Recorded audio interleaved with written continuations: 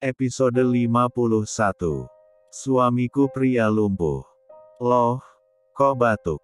Siva mulai panik dan mengambilkan Bagas minum. Dan dengan perlahan, ia memberikannya pada Bagas. Aku nanya serius, mau apa ke panti? Kenapa bawa-bawa anak? Canda, Mas. Balas Siva. Siva tadi bilang, kalau mau buat nasi kotak untuk anak panti. Tapi kata Mama nggak usah. Mama pesenin aja ke catering langganannya. Nanti sore Pak Tomo antar kita. Dalam rangka apa? Siva mengecap bibirnya. Ia mengambil kursi, dan kembali duduk di belakang Bagas untuk merefleksi lengannya. Dan hal itu terasa lagi untuk Bagas. Bulu kuduk yang berdiri, serta jantung yang berdetak begitu cepat dari ritmenya. Apalagi, Siva sesekali menghembuskan nafas dengan sengaja di tengkuk Bagas. Mas, di panti itu bukan cuma buat adopsi anak sama kasih sumbangan. Tapi, kita juga bisa minta doa dari mereka semua. Doa anak yatim piatu itu, didengar langsung oleh Allah. Bahkan, katanya doa dari mereka itu bisa menembus langit. Jawab Siva, dengan memberikan sentuhan lembut untuk Bagas. Jadi, kamu mau aku didoakan sama mereka semua? Tanya Bagas. Semua cara akan kita coba. Angguk Siva. Kamu, mendoakan aku di setiap salatmu. Karena katanya, doa istri saleha itu juga didengar. Siva terhenti sejenak. Jantungnya berdegup lagi dengan kuat, dan membuat dadanya sesak. Tapi lah dapat menangani itu dengan baik. Dipeluknya Bagas dari belakang, lalu berbisik. Kamu sendiri yang bilang, jika aku istrimu. Maka, di setiap doaku, pasti terselip namamu. Bagas Nata Nugraha. Senyum merekah tampak dari bibir Bagas. Perasaan yang entah tergambarkan dengan apa, dan bagaimana. Terlalu sulit dikatakan, hanya bisa ia rasakan.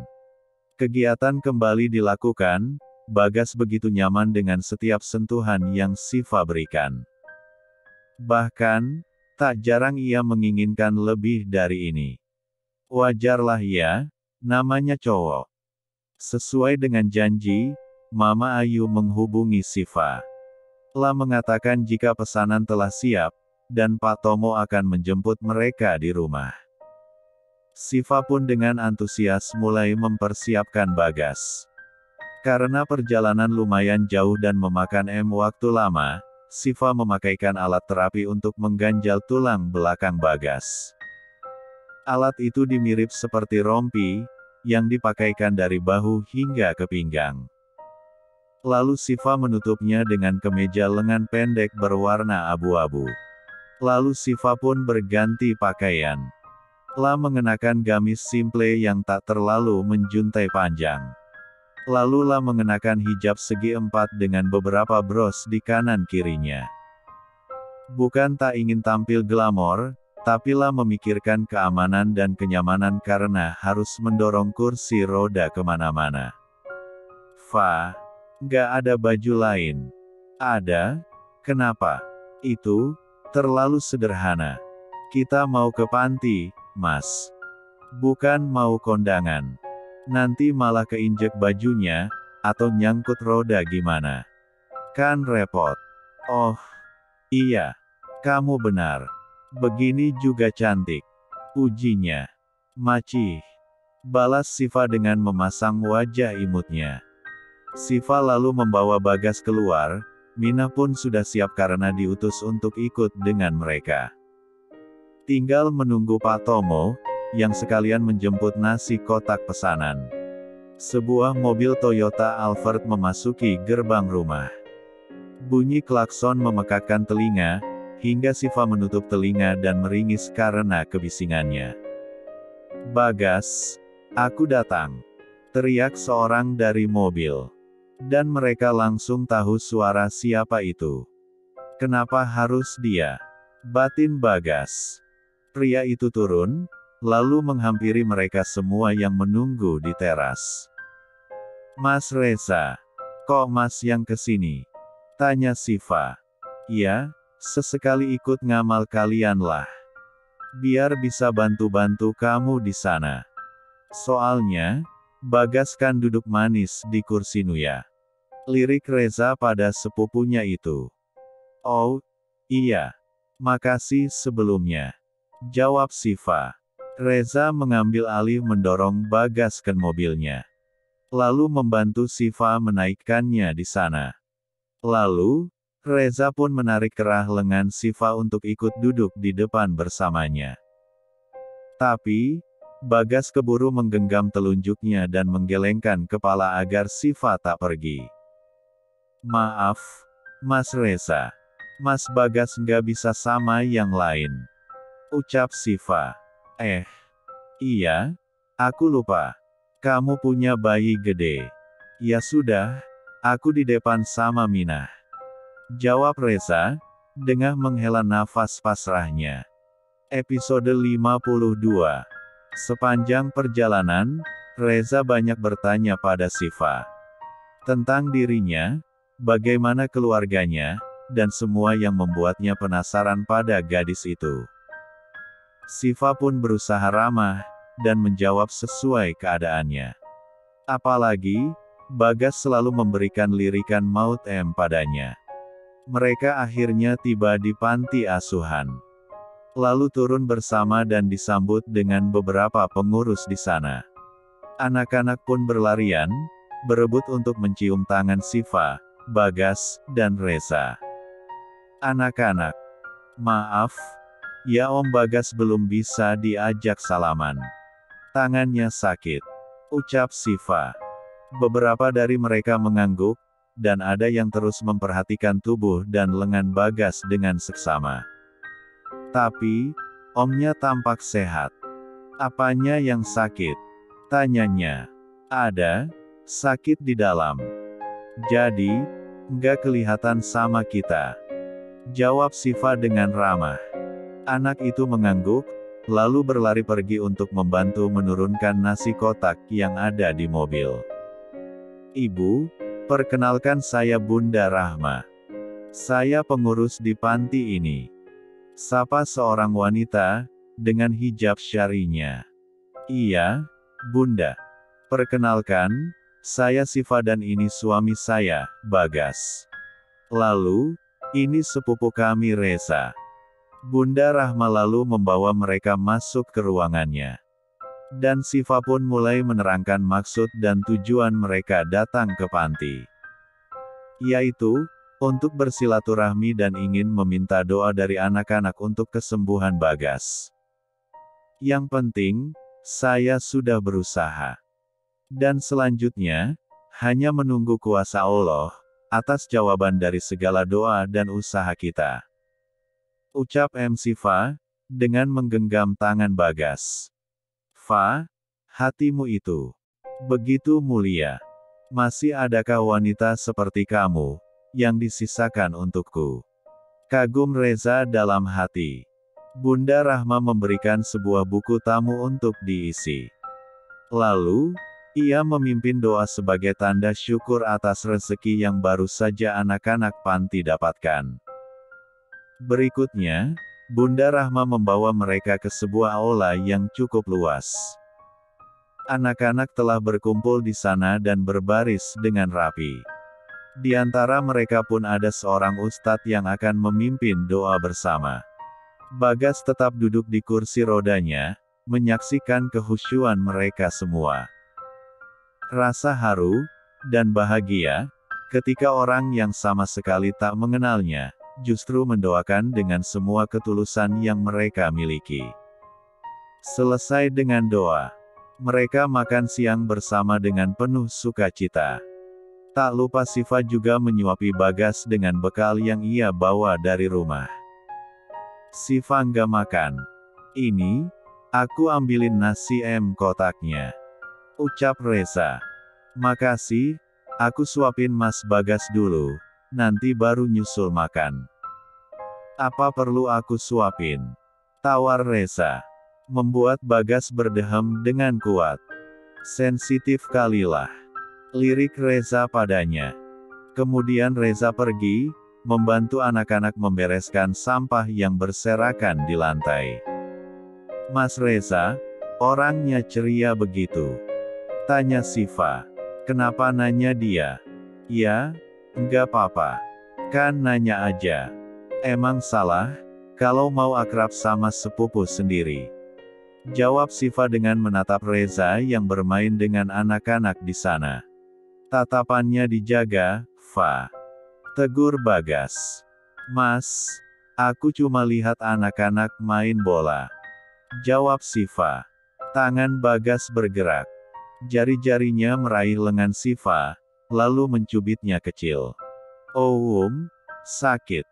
Kenapa sih, main cubit segala? Sergahnya kesal. Bagas tak menjawab, hanya mengembalikan posisi tangannya dan menatap anak-anak yang sedang bermain. Sedangkan Siva berdecak kesal, sembari memakan nasi yang ada di tangannya. Matahari mulai mencari tempat persembunyiannya, pertanda hari sudah semakin senja. Siva segera mengajak Reza untuk pulang, karena ia mulai kelelahan. Apalagi, begitu lama duduk di kursi roda membuat pinggangnya nyeri. Ia pun terpaksa turun dari kursi roda, agar dapat meluruskan kakinya di dalam mobil. Capek? Tanya Siva, dan Bagas hanya mengangguk. Bagas pun merebahkan diri, berbantal dengan kaki Siva. Memejamkan matanya dengan begitu nyaman. Siva pun tak henti mengusap rambutnya, karena itu sudah menjadi sebuah kebiasaan. Bahwa tangan terampilnya terbiasa melakukan apapun untuk Bagas. Kalian selalu seperti ini. Betapa galaunya hatiku melihat kalian berdua. Bahkan, sakit ditinggal Luna pun tak seperti ini. Kenapa? Fikir Reza. Episode 53. Mereka telah tiba di rumah. Reza pun memarkiran mobil di garasi, tepat di sebelah mobil Papa Erlen. Mobil Mama Ayu pun ada di sana. Wah, mereka sudah pulang rupanya. Ucap Reza. Ia pun keluar, lalu mengambil kursi roda Bagas di bagian belakang. Siva membangunkan Bagas, dan langsung menurunkan kepala Bagas perlahan dari pangkuannya. Sret. Reza membuka pintu mobil itu, dan mengulurkan tangan pada Bagas. Ayo sini, jangan manja. Ucap Reza padanya. Bagas tak bergerak, karena memang masih merahasiakan semuanya. Akhirnya Reza meraih tangan Bahas, dan menariknya duduk. Sakit woi. Pekik Bagas dalam hati. Reza kemudian memeluk tubuh Bagas dan menumpukan tubuh itu di punggungnya. Lalu, mereka berjalan kecil menuju kursi roda yang tak jauh dari tempat mereka berdiri. Mas, makasih, ya.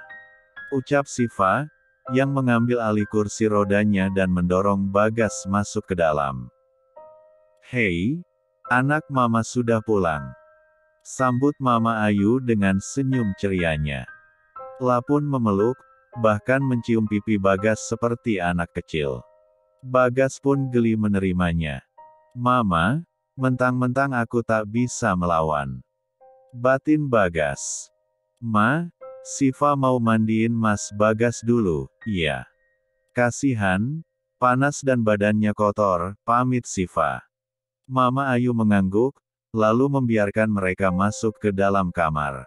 Om mana, Tan? Tanya Reza yang menyusul dari belakang. Sedang istirahat, Za.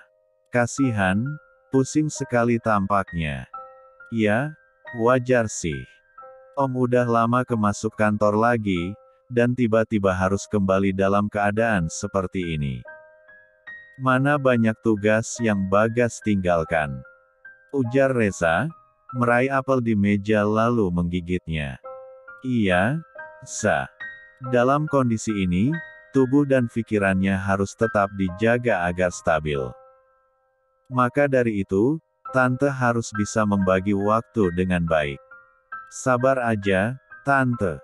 Ini ujian. Tuhan gak akan kasih kita ujian, kalau kita tak mungkin bisa melewatinya. Ucap Reza dengan santai. Tiga mereka pun duduk berdua di ruang tamu, mengobrolkan kegiatan yang baru saja dilakukan di panti asuhan. Mama Ayu mendengarkan dengan baik, karena memang Reza dapat menceritakan semua dengan asyik dan enak didengar. Mereka akrab, karena Mama Ayu lebih sering bertemu Reza, dibandingkan Bagas ketika kecil dulu. Bagas diambil neneknya, dan diasuh dengan cara mereka di rumahnya. Kamu tahu, Za, entah kenapa, kadang Tante bersyukur dengan keadaan ini. Lah, kenapa? Seperti deja vu. Tante bisa memperlakukan Bagas seperti Bagas kecil. Memeluk, mencium, tanpa dia bisa melawan. Iya juga, iya. Tante kan jarang ketemu Bagas, dulu. Karena Bagas sama nenek kakek terus. Jawab Reza, mengangguk-anggukkan kepalanya. Mama menggelikan. Aku sudah sedewasa ini, masih saja ia peluk cium sesuka hati. Gerutu Bagas. Bersyukur, Mas, itu tandanya Mama sayang kamu. Nikmati aja hari-hari seperti ini, karena suatu hari nanti pasti akan rindu dengan momen itu. Jawab Siva, sembari melepas pakaian Bagas satu persatu. Jangan terlalu akrab dengan Reza. Ucap Bagas, yang mendadak menggenggam tangan Siva. Kenapa? Dia baik orangnya. Gak boleh suzon gitu sama sepupu sendiri. Aku percaya dia, tapi tidak dengan papanya. Jawab Bagas. Siva hanya diam, lalu membawa tubuh Bagas yang hanya berbalut handuk itu ke kamar mandi. La mulai menyiram tubuh itu, lalu menyabuninya agar bersih. Siva pun menggosok semua bagian tubuhnya tanpa terkecuali. Dah, selesai. Yuk, kita ganti baju. Ajak Siva lagi. Bagas mengangguk, dan menuruti apapun yang diperintah Siva padanya. Nih, balonnya. Siva memberikan balon karet yang kemarin ia belikan untuk Bagas. Buat apa? Dipegang, diremes-remes sambil duduk. Lumayan ngencengin otot. Iva mau mandi dulu. Siva pun berlari ke kamar mandi, meninggalkan Bagas dengan bola karetnya. Bagas menuruti lagi mau Siva, meremas bola itu berkali-kali. Ia tersenyum sembari menggigiti bibir, memasang wajah geli ketika melakukan itu. Meski ia tahu, apa yang dikatakan Siva itu benar. Karet-karet. Bikin otak ini traveling saja. Tawa Bagas.